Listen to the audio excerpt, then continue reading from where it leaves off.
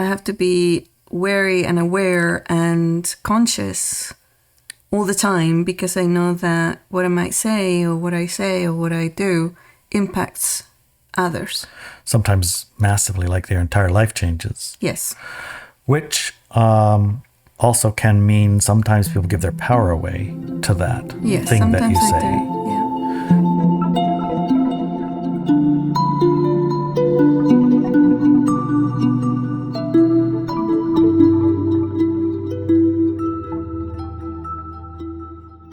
Welcome to the We Talks, Larry and mine other podcast. Larry and mine other podcast. We have 3, don't we? It's ours. Yes. Ours. Yes. So we have Driving to the Rest.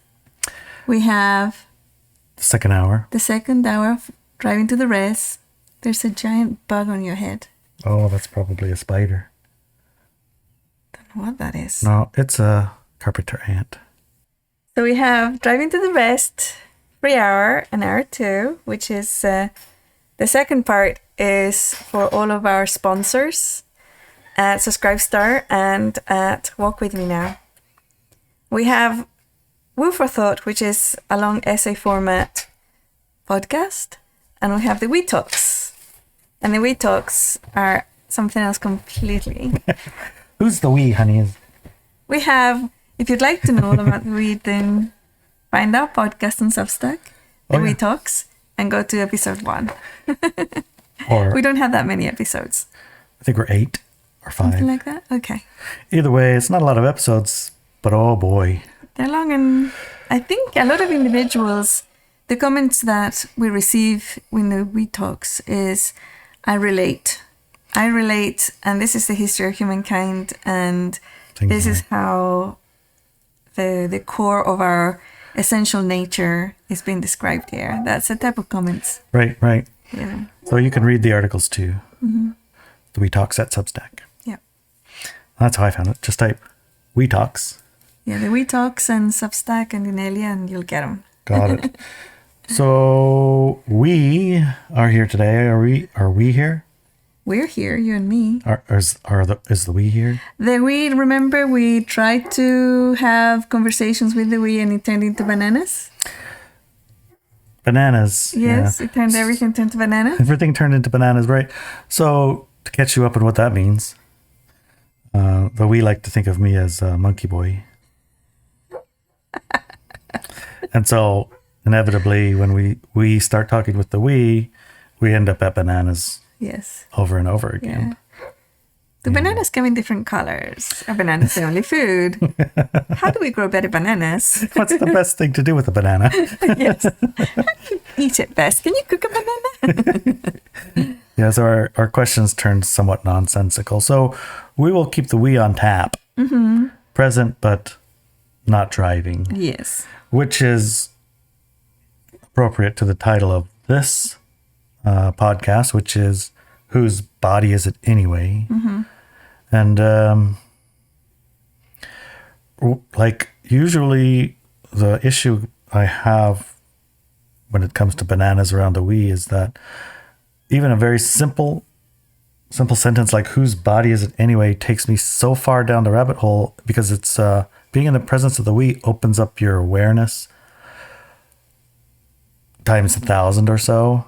And so what appears at the surface to be just a simple little sentence, all of a sudden it's like whose, which is, well, let's look at who's the who. Who is the who that's the witness of the who? Whose body? So bodies. Look at the bodies. There's so many bodies on the planet. Are all the bodies the same? Are bodies body? So pretty soon, just those 5 words and you're trapped in bananas forever. Yes.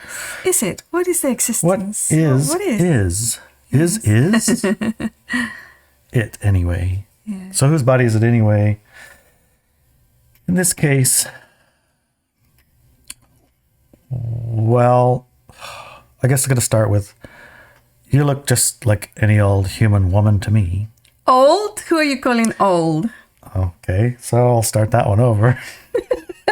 You look like just any human, I can't even go there, huh? Person? Woman. No, I can say human woman. You don't look like just any human woman to me. You look like you, but Carry on digging that hole, darling. This hole is just getting bigger. It's getting bigger. You're going to be buried be above your head soon. Continue, please. Continue. Can I please have a shovel and fill this back in? Yes. Okay. Let me rephrase. Okay, let's rephrase. See if you're digging more. I don't know. I got nothing. When I can't even use that. When I look at you or when other people look at you, oftentimes people see all kinds of different things.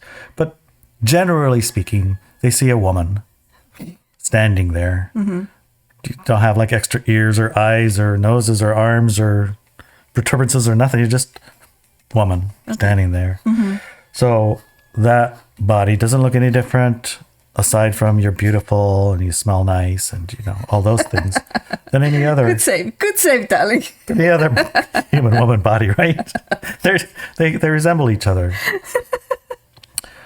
And so when we say whose body is it, in this case we're referring to the we as a consciousness somewhat radically different than the rest of ours, our regular consciousnesses. And we're even using the word consciousness. And so this is the part where it starts to get a little bit challenging. Now, we haven't got past the title. Correct. Right. So let's just jump in, okay? Okay, let's jump in. Whose body is it anyway? And we're talking about the we. Yes. And you. Yes. So you as a human, what we call a woman. Human woman. We say you have a body and a soul. That's the normal definition of a human. Yes, my definition of human, yes. There's a body and a soul co-creating a reality experience together. Okay. Yes. Right. The we aren't a soul, so to speak. But the we are what the rest of us would call your soul. No. Sort of. No. Just like sort of, exactly. No. Yeah. No. So how would you? They had to create a soul. Oh, that's right. They had to create a soul. We talked about that before. That's right. They had to take a little bit of a universally large being, a tiny little quantum piece of it, to generate a soul. Yes. So the we and the generated soul would be similar in a sense to the soul and a human body. Yes. They're like working together, except for you're three in a sense. Three experiences. Or you could just say that the soul construct is the plug-in to the body. Yeah, there you go. Okay. Anyways. You're lost again, aren't you? No, not super lost, but I'm just like the point I'm trying to make is you're a little bit different than the rest of us. Okay. And I agree with that statement. Not in a visible way, generally speaking, but in a visible way, you actually are different than most people. Because most people, when they look at you, see something entirely different than the person sitting next to them. Correct. That happens all the time. That happens all the time, right? So there are obvious differences, but the singular person looking at you, just that person looking at you, may or may not notice something different. Mm-hmm. Most usually they notice that there's something about you. Mm-hmm. Okay. If a person is awake, for sure, they do perceive something, especially psychic individuals or sensitive individuals. They do perceive difference. Individuals who are asleep or drugged or whatever, taking meds or medicating themselves out in society, they don't see a difference. Okay. Often they don't even see me. Right. Exactly. So is that similar to the rest of us? People don't see us for who we actually are, or depending on their level of awareness, they see something different when they're looking at you. Yes. So that's not super different, but it is. I think it has to do with the impact that you have, the different perception that you bring to our experience, right? You sit here and you look at that rhododendron like out our window, and I see, a plant that, it's getting bigger and it has a broken branch and has some pretty flowers and they haven't all bloomed yet. Mm-hmm. And actually, that branch is not broken; it's just bent at a very strange angle. Right, I tied it up to try to get it to heal. Oh, is that why it's just bent now? You healed it? I'm working on healing it. I'm going to put a band around it to tighten it and hold it, and then tie it up with a string and see if it'll get it to mend itself, because it was twisted and broken down, you know. Either way, you know, that's the extent of my perception of it. It just looks like what I mostly expect everyone else when they look at a plant. They go like, it's green. Oh, it has flowers. It's getting tall. That part's broken. But you perceive a lot more things there. Yeah, when I look at that plant, Yeah. I can even perceive the entire universe Right. through the plant. Yeah. So your perception of that is Different. different. Yes. So when you say the universe is in that plant, it has an impact on people who are around you listening to you, because then they can, Tap really? into it. They can tap into it. Right. So that different perception that you carry impacts people. It does, yes. I've had to be very response-able with that, right? I have to be wary and aware and conscious all the time, because I know that what I might say or what I do impacts others. Sometimes massively, like their entire life changes. Yes. Which also can mean sometimes people give their power away to that Yes, thing that you sometimes I say. do. Yeah. Which, I mean, you know, we have talked about a benevolent dictatorship before. Like, that's the best form of government. Is that the right one? Yes. Because, you know, sometimes you do know what's better. But so long you're benevolent about it, it's okay. Right. But that's in a power over others structure. Exactly. In a power over the structure, sure, a benevolent dictatorship is probably the way to go. Right. When we're talking about splits, we're not in power over others structure anymore. No, we're in a structure of responsibility. Right. The ability to respond at different levels. So when you say things, if it leads people to be impacted in a power of others way, in the sense of they give their power away to you, that's not what you want to happen. Is that It's essentially not what you're healthy. saying? It's not a healthy thing to happen. So how do you stop that censorship? Yeah, so with regards to the we, and it happens a lot when we bring in the we, right? The response was to censor, to stop talking, to stop telling people or giving them advice, right? And I think it is the banana aspect of it, the fact that when the we talk, everything goes to bananas. I think that might be a response to it from the collective side of things. That suddenly the person just Becomes fascinated with the mundane. bananas. Yeah. With like, if you knew all of that there ever was to know about every possible aspect of a banana, it still isn't going to change your life. Yes. You're not going to have a giant impact. Right. You'll be banana at pro. You might be exhausted with bananas, or you might be continue fascinated with bananas, but it's not like... Are the chocolate covered bananas anywhere? Actually, they had Reese's covered bananas at Costco, and I didn't buy them. But I saw them, and I thought, wow, bananas. This is what we're talking about. Yes. So, well, that censorship. So when we're talking, you know, I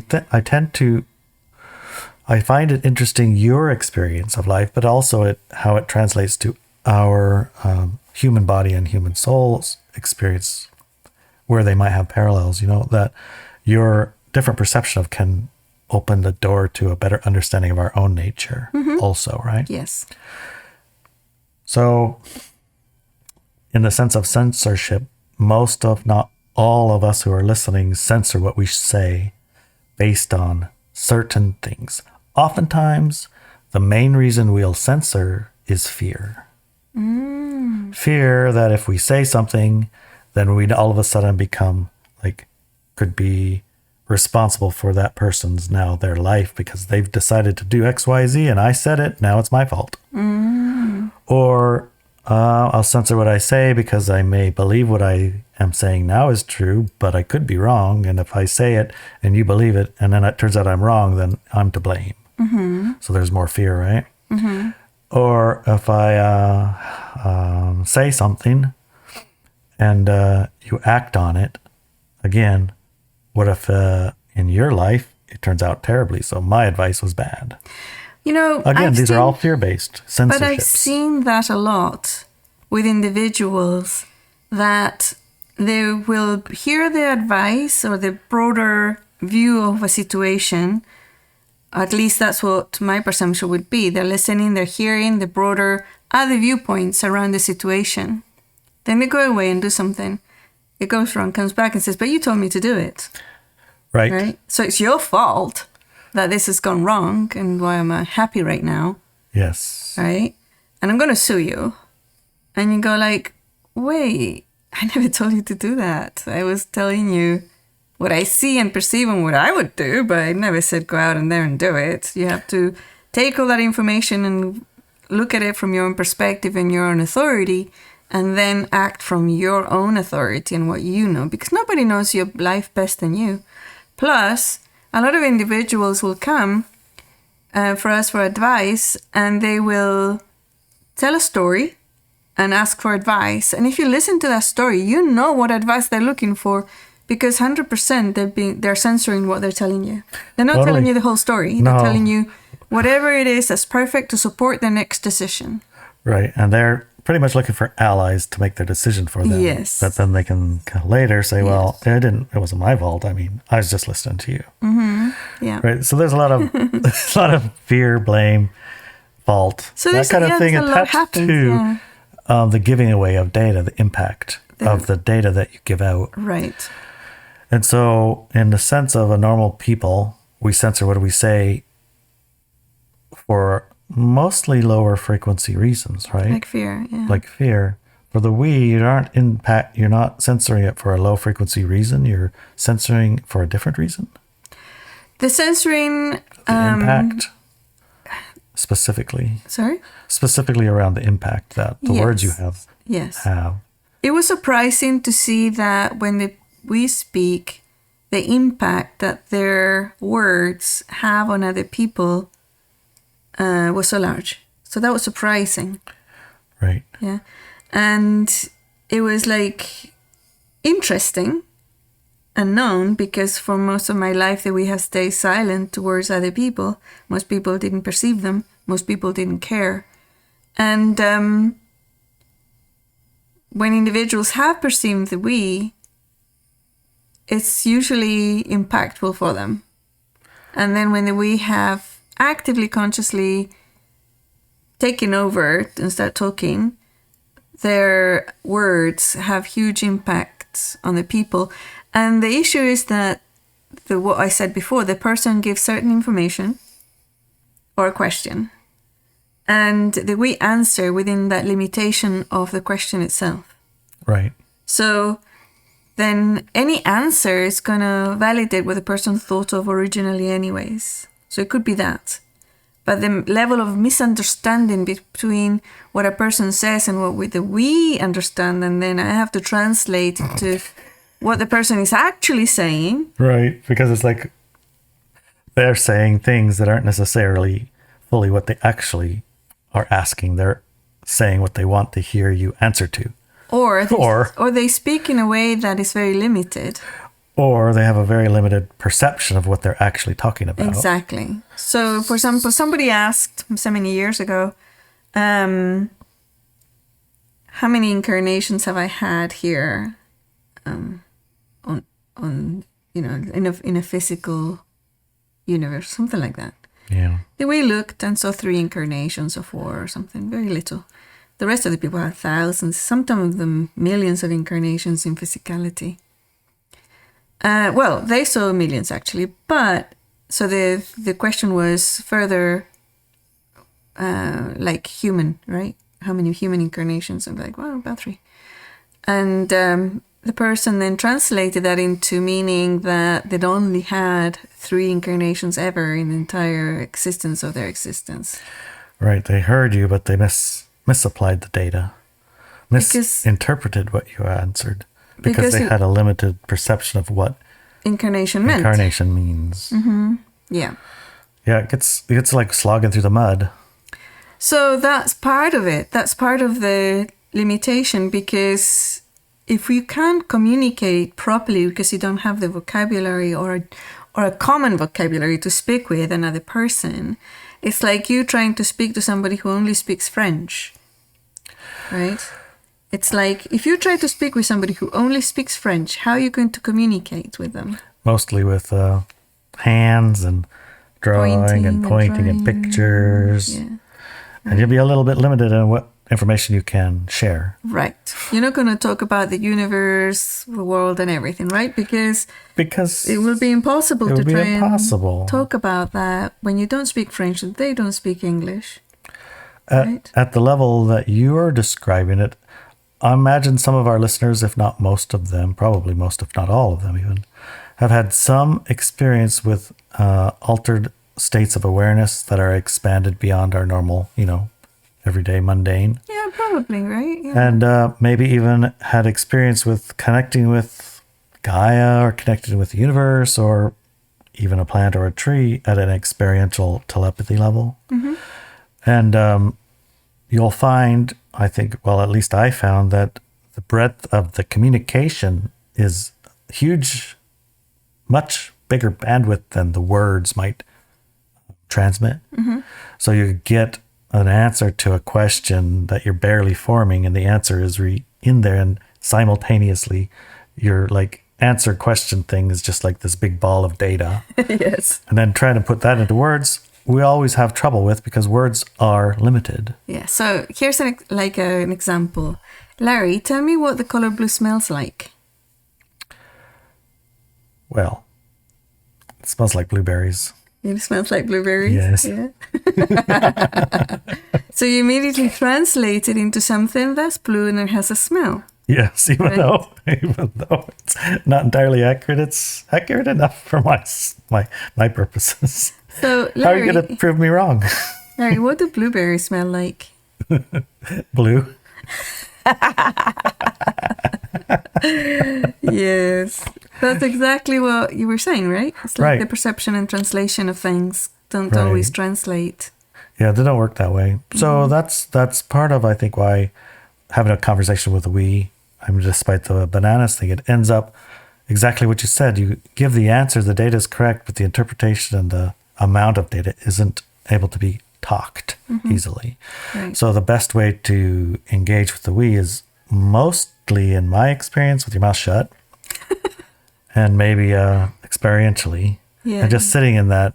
And that's what we do now is sit in the pink, we call it. Yes. Yeah. Sit in the pink and just be in the pink. And then the answers and the questions, they're just a natural, organic space. To give a little bit of context, when we talk about sitting in the pink, is because during our enlightenment class, I was trying to explain that state of enlightenment doesn't have dogma or methods or anything. It's just a field of awareness, a field of consciousness.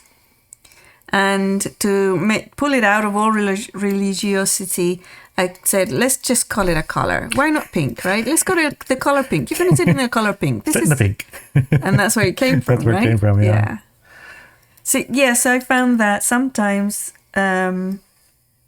especially before I would bring in that translation or that expression of we on the personal level and the body level, that we would just sit with the people and not say anything. Nobody even knew they were there. I mean, some people did. If they were psychic or sensitive, they would pick it up really fast.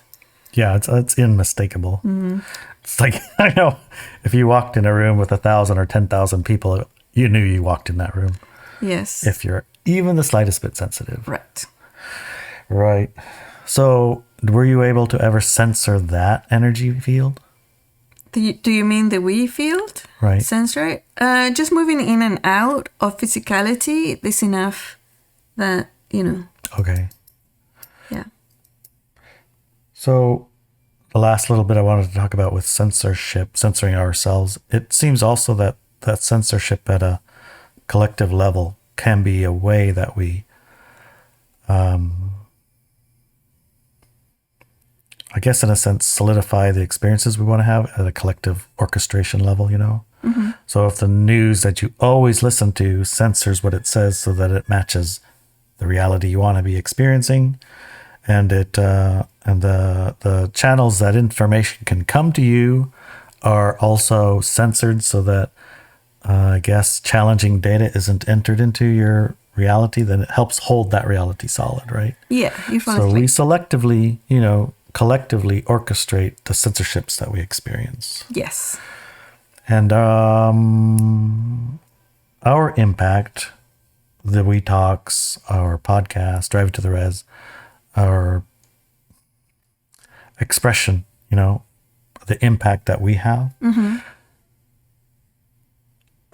It seems sometimes it is a shadow banned or restricted or throttled or impacted like negatively, like limited in its spread at a level that you see it.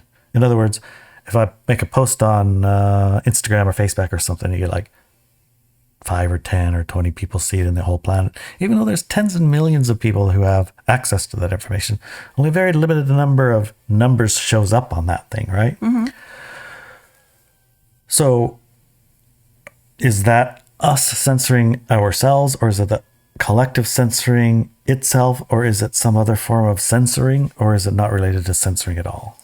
It's definitely censoring, and I think you're closer to us and the collective censoring because we're part of that collective. Mm-hmm. And the agreements and how comfortable you are and all the things, and stepping out of a certain reality construct is not the easiest thing to do. It's not the most comfortable thing to do at a human level. So it's like, yeah, we kind of do. And sometimes, we might censor ourselves because when we don't, we get attacked. And when we get attacked, it's uncomfortable.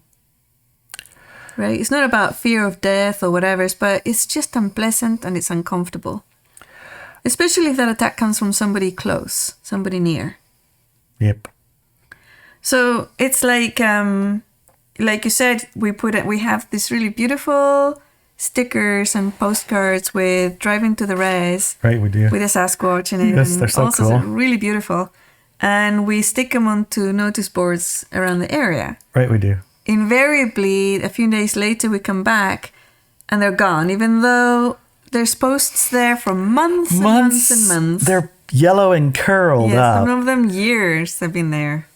But ours, gone. Right? Yes. So somebody's coming around and pulling them down.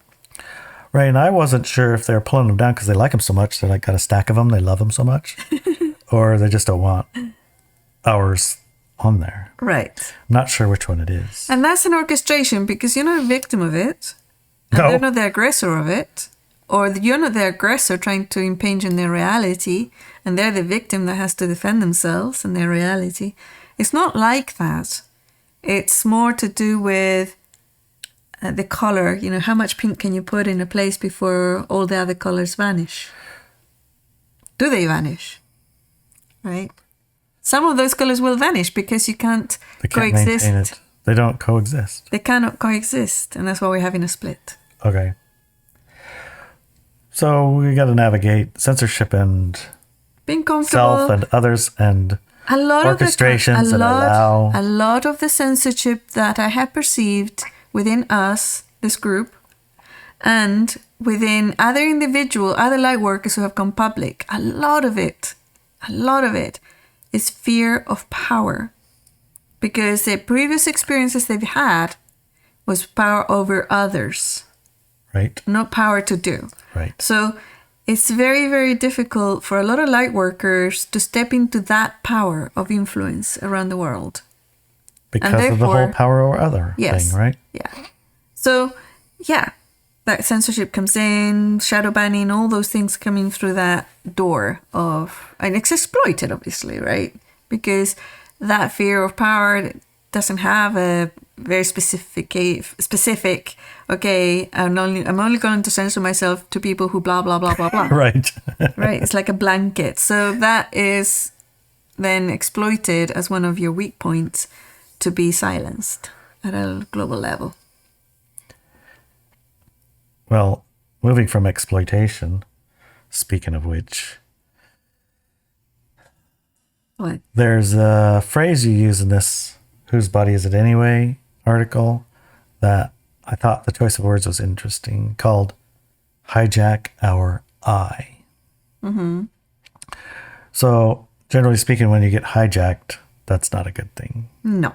No. But you did choose those words to describe the we taking control of the singular I, your body. Mm-hmm. Well, I don't know if they'd even call that the singular I, but your body. Mm-hmm. To stop them from automatic writing. Right. So with the context being, you were a teenager, Yes. you were going to experiment with automatic writing. Yes. But that, if you don't know, you write something down and then you allow somebody else to answer the question? Or how does that work? No. So that is not automatic writing. That was a result of the answer that the we came up with, or I came up with the we. So automatic writing is you pick up a pen, you put it on a piece of paper, you close your eyes, your hand moves, and then you open your eyes and this whole sentence is written down. That's automatic writing. Oh. And I'd read about it in a book. And the book was from the spiritualist church. And the spiritualist one. Yeah. Okay. So it basically means that you allow another spirit or another being to take over your body and use it to write stuff down with. So they would be hijacking your I. Yes. It's very easy for that to happen, right? So the we would, because it's so easy for that, malignant spirits to come in. Malevolent spirits to come in, right? And mess up your life. And then, not just your hand and your arm, but then take over the body. And then suddenly you find yourself on a crack den, Yes. Automatic wrote yourself right into a crack den. Yeah. And then, you have to journey out of there, because of an oopsie. And then you think, oh, yeah, I came in to have a crack den experience, when in fact you didn't. You just were silly enough to try automatic writing when you were 14. Anyways, going back to that. So that's what we perceived and we're not going to allow that. And they stopped it from happening. And at some point I became aware again, because my awareness of the we would come and go. Okay. Because they had put up a wee wall. Yes, they put up a wee wall. Yes, so that I could develop and evolve as a person, as a proper teenager. A proper teenager, right. Yes. Which had its successes and not. Yeah, it wasn't exactly the best solution. Didn't actually work out the best, I were to say. Yeah. But you didn't have anybody like me to talk to before about what should I do about this? Exactly. Yeah. Right. So one of the things that I think about that is the we wall. That essentially is separating you as we from you as the I. Mm-hmm. And the I, which is the normal level of awareness that most of us walking around have, the I me, myself, essentially, right? Mm-hmm. How I experience life. Mm-hmm. Yeah. And when you say normal, when people experience life, they experience it through their eye stuff. Of course, that's the normal. That's what we came here to do. So in order to develop into the wonderful human being that you are, you needed to develop as a normal human would. Right. To some degree have those experiences, right? Yes. Otherwise, it's all bananas and it's unrelatable and there's no communication ability. Right. Right. That's like your sister said, she had to put a helmet on you and things. Because people would like, what is wrong with her? Yes. And then they would get triggered or angry, who knows what, because you would answer them. I would. The way that they maybe didn't ask, but the way that you perceived that they asked. No. They asked. Exactly what they asked. I would answer exactly what they asked. And then it wouldn't work. It wouldn't work. And so your sister got you a helmet and a lollipop and said, she's a dolly. A dolly. Or she's it's a bit special. Just special. Just, it's okay. Yeah, she's in the spectrum, She's in the spectrum. Right. So that was part of the reason for the wee wall, was to develop differently so that your communication skills would be better. Plus also, why are we... Plus, why were we even doing it? Right. To see what that was. It wasn't to be a we in a physical form. Not to be a we in a physical form, but to be a I. A form in a human form, right? Right. All right. So the we jumped in for automatic writing, but I just want to know why the we didn't jump in for like the 20-year hijacks. It's like the we were capable of responding to non-physical reality issues, like automatic writing, non-physical possession, whatever. Yes. But when it comes to a physical body, world, they don't have any experience. Exactly. They have zero experience. Even the act of incarnation and then learning how to function within a body was really hard because we had no idea what they were doing. No idea. That's the whole point. They never had an incarnation with a human as a human. So it was all new and they didn't know how anything worked. So giving away power of how what do I do at a physical level? You know, if you ask the we, how do I make a great roasted chicken? Yeah. Right? They're going to say, why do you want to roast a chicken? Right? This is, well, to eat it. Why are you eating? Why do you have a need to eat? Yeah. This is, why are you stuck in a paradigm where you think you have to eat? Do you know that you don't have to eat because reality doesn't exist? Actually, the chicken doesn't exist. It's all part of your imagination. So, people will hear that and say, well, you're not supposed to eat chicken.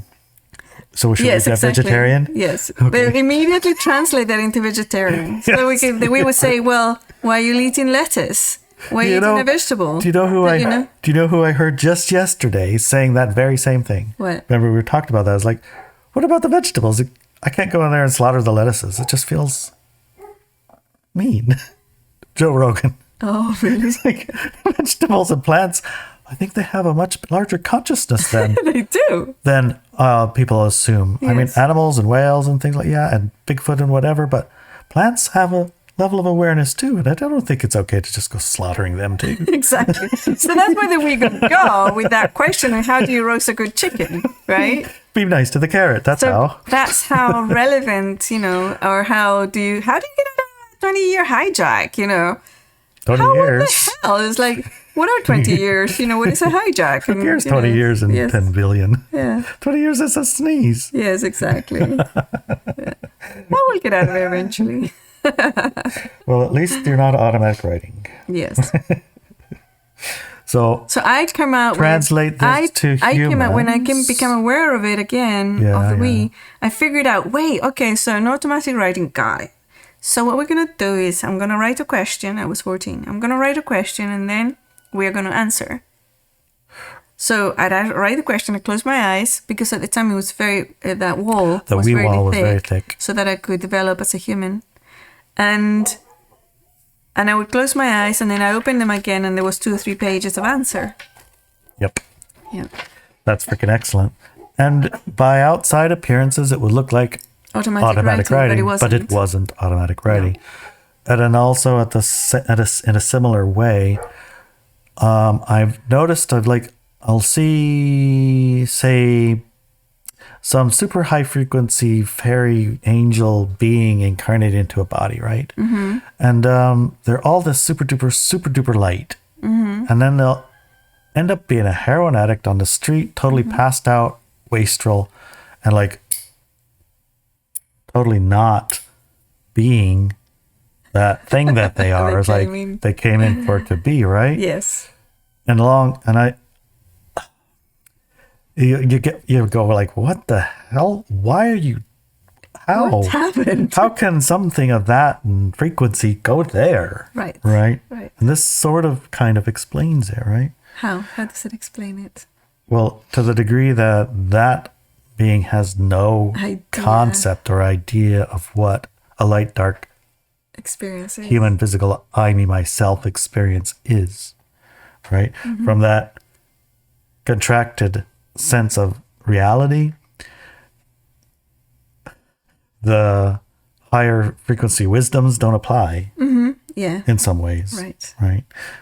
Although maybe in that case, some of them do apply, like heroin is great. Well, the way I've we never tell tried you- heroin. I'm not saying don't try heroin because it's great, but I thought I don't know had. what. No, never. I'm gonna say out of that one. I had an automatic. Like you Don't do have that one. Don't do you that have one. one for automatic writing. Uh-huh. I have one for heroin. Oh, good. It's like no, Me too. not even once. Don't even think about it. Yeah, me too. But from the we perspective, they would say that person probably has no idea about addiction, has no idea about the body experience of rush of endorphins, right? Right. And when they try it, they get the rush of endorphins and they get really happy and the very pleasant feelings, and it reminds them of home. Exactly. So they go back and back over and over again, and eventually they just take it just to feel regularly okay, not depressed and you know. Again, because of lack of awareness of what the body's doing. Now you're not even Exactly. feeling that. You're just not feeling even worse. Right. So it's like a level of ignorance from how bodies function. Right. Ignorance. for how Not to say bodies that function. all addicts are light beings that did that. Only a few are.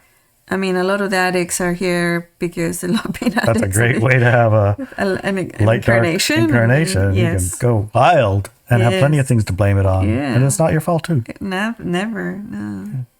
So, you know, And orchestrations and codependencies. yeah. So there's lots of reasons why addicts become addicts. But we're talking about those light beings and beautiful, Yeah, you amazing see the beings who one, then and you go like, what fall. the heck? Why are you Yes. there? Yeah. How can that happen? Yeah.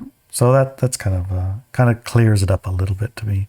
Yeah. One of the things that I found interesting, which weren't even answered in the article, which I was so disappointed about, was in the not automatic writing, in the writing where we answered some questions, you asked some pretty damn cool questions for a Yes. 14-year-old. Yeah. But you didn't tell us the answer. What would you have asked at a 14-year-old level if you'd had? How could I get a Trek 760 LE without spending 12 weeks working at McDonald's to do it? Oh, that's a bike, right? Yeah. How do I get a banana Yes. in the shape of a bike Yes. there without you having go. to work I'm not climbing all the way up all the time? Yes. Could I just get one in my hands? How do I do that? Right. That would be my question. Yeah. And you'd be surprised, shocked and surprised that a lot of individuals who come for advice to the we or even the I, Yes. that's exactly what they ask. How do How I could I get manifest my thing without working? That's all I really want. Yes, that's all I want. I just want to get everything without working. Yes. That's Yes. it. That's it. Yes. Bananas. Bananas. And anyway, your question was one of them. How do you get the thing that you want without working? Can we just answer that one first? You can't. You didn't come here to physicality to do that. Damn it. Okay, you can't. You can definitely make it easier for yourself And harder. or harder, Yes. but yeah, That's not why you're here. that's not why you're here. Well, of course, what naturally happens with Monkey Boys is we go like, well, can't we change the rules around here so it does happen? How do we change the rules around here so that it does happen? Yeah. So, you're captain of a ship, right? And you're captain generally. You had many ships Yeah. and boats. And so if you're in a little boat, in a very little boat, and you want to make it go right, how fast before you want to go right do you turn the wheel on a little boat? Like a 2-person boat. This, when you do it, it happens almost immediately. Okay, so, and what happens if you want to turn right at a certain spot with a massive intercontinental ship? Well, they have tables you have to enter, and the tables tell you your amount of distance before the turn that you have to start, and then it arcs it over to the thing, and depending on how far you want to turn, it tells you where you're going to land. Yeah. So And so there's a table, and it could be half a mile, it could be a quarter mile. yeah, It's more than right now. right. It's more than right now, right? Yeah, takes a lot longer. Exactly. So if you want to change the rules of engagement of a physical reality that involves billions and billions and billions of people, you need to start now, and that change will come about in about, I don't know, 1,000 years. Seems I better just go to McDonald's and work. Because I can get my bike in 3 or 4 weeks, not in 1,000 years. Okay. Yeah, it makes you itchy just to think about it. Monkey boy. So you asked questions that I thought, why not? I mean, they're relevant. Your question, instead of how do I get my XYZ without working too much, is what is the nature of the universe? Yes. And what do you even mean nature? Exactly. So the answer came in you picked it up right away. Define nature. Right. And the answer came instantly and very big, right? And it was basically nature being, what is the tendency of a universe, right? What is the trajectory, makeup, purpose? the makeup and the tendencies and makeup of a universe. This universe. Oh, okay. Because then there meant this one that I'm familiar with and I'm existing with as a person, as an I, me, myself. So that being translated came the answer, and the answer was, it's a co-created reality that appears from millisecond to millisecond, continuously being created by all of the sentiency, not just human, but all of the sentiency that happens to be here. And it is an agreed upon reality which is orchestrated in forms way beyond our understanding of time or linear time. It's incredibly vast and also minuscule. Yes. Very cool. Yeah. But yeah, also, when you tap into that feeling of the answer, you go like, you perceive the nature of the universe. Yeah. Pretty excellent. There you go.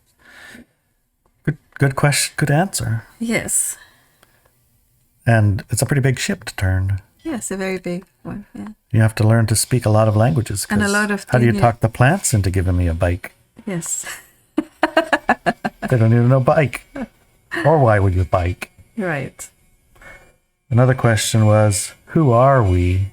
And I imagine that was personal, like who are we as in we, you, we? No, actually. That was who are we as humans? Yeah. Okay. And what did the we answer for who are we? We is you and me. Humans, yeah. So who are we? Then I got the information, or like more information around body, souls joining together to become a certain experience, and how that experience makes creators of universes and realities. And that's why it's so attractive to so many species. Cool. Yeah. Then you also asked, why did we separate our awareness and limit ourselves like this? And the answer was that to have a singular experience, the singular is so tiny that it cannot contain the knowledge of being the universe. Right. It cannot contain it. It's impossible for it. At a physical, vibrational frequency level, you cannot contain it. It's like a perception level, a frequency band. Right. As a very singular being, your band is tiny. So you cannot, by default, see the rest of the band, which is infinite. Right. And I hear that in NDE stories often. They'll be like, I'm this giant thing, and how in the hell am I going to fit in that little tiny body? Exactly, I can't fit there. Right. That's physically, totally, Impossible. absolutely impossible for me to get there. And then, It happens. how did I get here? Because Who you am have to I? drop all the rest, all the other stuff, you have to drop it. Yes. So that brings the last question. What the hell are we doing here? Yeah. And that one, Oh, they couldn't answer. they don't know. The That's we why they're could here not answer. first. They could answer what they were doing here, that Right. we are doing here, to have a physical, singular experience as a person, right? That's why we are here. But they couldn't answer a general larger level, where the we here as in existing in the universes, they couldn't answer that one. And they couldn't answer why the human collective here. They couldn't answer why our souls here, or why our universe is here, or what here is. They couldn't answer any of those. But for them, they wanted to find out, and they're like exploring from a explore existing with separation and the awareness field that comes with incarnation. Yes. That's their reason. Right. What are we doing here? Right. That's what they're here for. Yeah. What are we doing here? So that's for? what I'm saying. For them, that experience, they could express it as a we while they were here, but nothing else. So right. The key... and the larger we, they couldn't express that. That's what I mean. Right. I get it. Yeah, I get it. But while Inelia is here, they could express that. Right. And I suppose, right, when I know when I ask myself these things, or I talk to other people around these things, most everyone else that I talk to who's expanded awareness enough, to the degree that you can have that conversation at a deeper level, almost always and usually it'll be some form of a mission. They're here for a mission. Right. They're that's really fascinating. That's mission, very interesting. right? Yes, I've heard that a lot. And that answering a call, mission, yes, or generally speaking, that kind of things. And at a certain level, that me and myself picked up one of those, and I always said you choose your mission, but right. And it was to raise the frequency level of the planet, right? Right. Vibrational frequency of the planet. Yeah. So that was your incarnational body's reason. No, well, that is the chosen reason to be here. That's why I'm here. That's what I just said. But that's not what you said. I literally said that was your body's reason. No, that was your singular's reason. No, it wasn't. That was the reason you chose. No, yes. That's the reason you said. That's the reason I chose. Yes. The we chose are here for a different reason. Yes. And the one who is here to raise the frequency of the planet. That's a chosen reason. That's a chosen reason by who? By the singular. Right. And it's compatible with humanity. We's and humanities. Yes. Either way,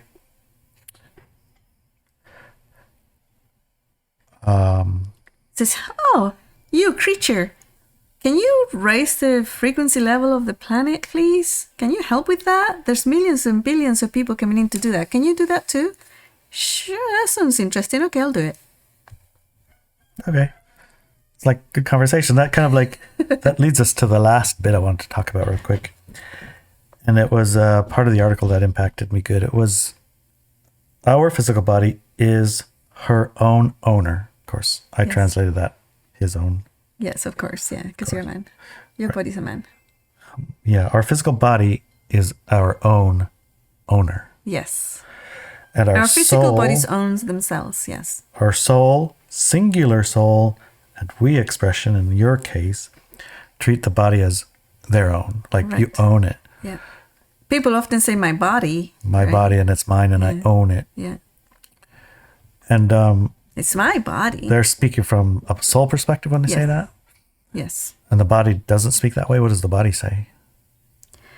What is your body itself? With regards to itself? Right. It doesn't speak in those terms. Right. It just is itself. Right. But with regards to other bodies, I think, I'm not 100% sure because I haven't explored it very long. Just a few seconds. It would say my soul that I'm in charge of and taking care of. Right. So almost like nanny energy from the body's perspective.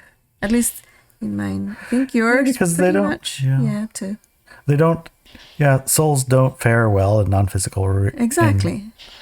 In physical reality. The bodies are experts. The bodies are experts at it. Yeah. But the souls are fairly, broadly aware. I'm fairly new, even if they've had 10 million incarnations here in physicality. They're brand new compared to a body, which is so they need, the physical universe. They need collaboration, support, protection. Mm-hmm. They've got your back. Yes. Yeah, it's a good matchup. Yeah. So, at best, you treat your body like it's alone. Right. Right? Yeah. borrowed time with your body. So what are the other things that, we've got a few minutes left, which is interesting to me, is to elaborate, if you can, a little bit on what do you mean by soul, singular soul, and we expression, because those three terms I'm not completely certain about what they mean. Because when I think of I myself, I've got a soul, I am a soul, and I am a body. The I, that is those two things working and being together. We both have different perspectives and different trajectories, and sometimes they're complementary and sometimes they're a little bit off track, and sometimes they aren't. But there's really just two existences working together. Yeah. And then here you've written three, which are soul, singular soul, and we expression. So what does that mean? The singular soul would be what you identify as Larry, like the person speaking and talking about his body, right? That would be the singular soul. What was the other one? We expression and just soul. Yeah, so the we expression to me is that, everybody has a level of we expression, not my we, but the human collective we. Okay. Or the soul construct we, right? Oh, I get it. I'm getting it. Yeah. And then the soul aspect to me is more like a universe. It's like a more subtle universe. I think that's where it came more from. subtle universal being. Yes. Okay. Yeah. And the soul is also a body, right? Right. It's just very, very subtle. a subtler body. Yes. And you have to think, okay, if the soul is just a subtle body, is that me? Or is it a container of me? And then we can go, Oh. I hope that we can write another article. Because I want to know. What do you want to know? About the soul body. Oh. Yes, Let's that's a talk good about bodies. Yes. Let's talk about bodies. Next time. Okay. We'll do that. Okay. Love you, honey. I love you.